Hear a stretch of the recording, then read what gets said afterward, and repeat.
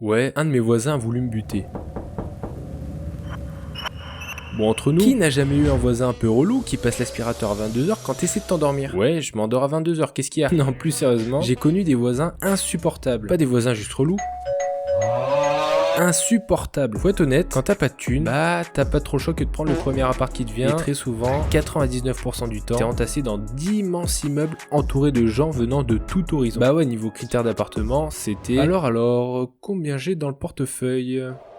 Bon, bah on va se contenter de ce qu'il y a. Pour bien que tu comprennes, faut savoir que depuis mes 18 ans jusqu'à encore aujourd'hui, j'ai toujours vécu en appartement. Je te rassure, pas par choix, tu te doutes bien. Si j'avais les moyens, je serais déjà isolé en Papouasie-Nouvelle-Guinée avec quelques brebis du Groenland et ma copine, si elle veut bien, le plus loin possible des grandes villes. Tous les appartes, je dis bien tous sans exception, je n'ai eu que des soucis avec mes voisins. Sale chèvre! Il a spawn côté grange, on le prend en tenaille et après je lui mets un 360 no-scope dans sa tronche. Luxioka, reste zen, laisse ruisseler tranquillement tes émotions. Il va bientôt s'arrêter, il ne va quand même pas passer toute la nuit à faire ça quand même. 3 hours later. Voilà, ça suffit là. Il va voir de quel bois je me chauffe ce zoulou. Réalité. Bonsoir cher voisin. Est-il possible de faire moins de bruit s'il vous plaît? J'ai un partiel demain. Merci de votre compréhension. Votre voisin bien aimé Luxioka. PS, j'ai une chaîne YouTube, abonnez-vous. Ouf, il m'a pas entendu. J'ai eu trop peur. J'espère qu'il verra mon message et qu'il s'arrêtera. Sale chèvre! Il a spawn côté grange. Ah merde. Bref, il m'a bien cassé les couilles celui-là pendant au moins un an. Puis il y a eu ensuite un autre appartement où le souci principal était, comment dire, légèrement différent. Oh oui.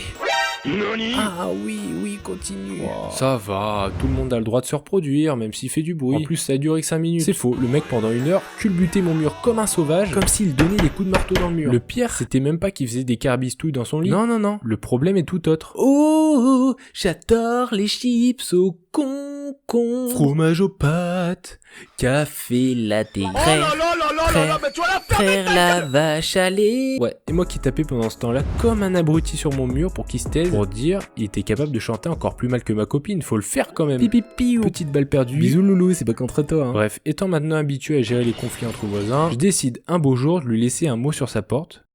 Bon, j'ai eu la chance d'être tombé quand même sur quelqu'un de pas trop bête, et dès qu'il a vu mon message, il a commencé à faire beaucoup moins de bruit. Bref, pour finir sur les voisins casse-burnes, je t'ai laissé le meilleur pour la fin. On visite un appartement super bien situé, l'appart en lui-même est incroyable. Mais au bout de quelques jours dans l'appartement, on se rend compte d'une douille monumentale. Les murs sont aussi fins que du PQ simple épaisseur. Un conseil, n'achète pas du PQ simple épaisseur, mais plutôt du double. Ce serait con d'être dans la merde dans les deux sens du terme. Bref, on entendait tout ce que faisait l'appartement du dessus, du simple bruit de pas jusqu'à les entendre chier, manger, respirer, péter. C'est comme si quelqu'un marchait sur ta tête toute la journée. Je suis donc revenu à la méthode la plus utilisée à l'heure actuelle, coller un papier sur leur porte. Petite précision, pourquoi j'ai écrit Lacoste BN? Bah tout simplement parce que le voisin du haut est un Lacoste TN. Voilà, tout simplement. Et ça aura un impact sur la suite de la vidéo. Bon, quelques mois plus tard, toujours du boucan. Je garde toujours mon sang-froid, et un beau jour où il faisait bien plus de bruit que d'habitude, je décide de remettre un mot, et le jour même, j'entends quelqu'un s'exciter dans les couloirs. Je me demande encore qui vient me casser les couilles. Et devine qui courait dans tous les sens dans les escaliers. Le voisin lacostéenne en question. Il était au téléphone avec quelqu'un et il criait dans tout l'immeuble. Je te jure, je sais pas qui a écrit ça, mais je vais le retrouver et je vais le saigner, t'inquiète pas pour ça. Le mec courait dans tous les sens pour voir s'il y avait un voisin dans le couloir pour l'interpeller, voire l'agresser. Là, j'ai tout de suite compris qu'on avait affaire à un gros psychopathe. Ces barges, ils ont carrément sonné chez tous les voisins pour voir qui avait mis le mot sur leur porte. Je vais te dire qu'en ayant surpris le matin même le lacostéenne en train de me menacer de mort, tu te doutes bien que je n'ai pas dit la vérité lorsqu'ils sont venus faire un tour de voisin. Et c'est pas fini. Ces gens, ils ont commencé à coller un papier sur le mur de la résidence en disant bon, en connaissant un peu mieux ce genre de personnage, je suis pas sûr qu'ils auraient discuté calmement. Morale de l'histoire, on peut retenir beaucoup de choses grâce à ces expériences entre voisins. Petit 1, lorsque tu cherches un appart, sois sûr à 100% avant de signer qu'il est bien insonorisé et silencieux. Ça t'évitera de nombreux problèmes par la suite. Petit 2, qu'il n'est pas toujours possible de discuter calmement avec tout le monde. Petit 3, qu'il faut partir du principe que la liberté des uns s'arrête là où commence celle des autres. Petit 4, vivez, si vous le pouvez, loin des grandes villes. Perso, j'ai jamais eu autant de problèmes en habitant dans des grandes villes. À la campagne, j'ai jamais eu aucun souci de genre avec mes voisins ni avec qui que ce soit. Entre entendre le bruit des vaches et des chèvres et entendre les racailles crier dans tous les sens avec le bruit des voitures, la question est vite répondue comme on dit. Et oui,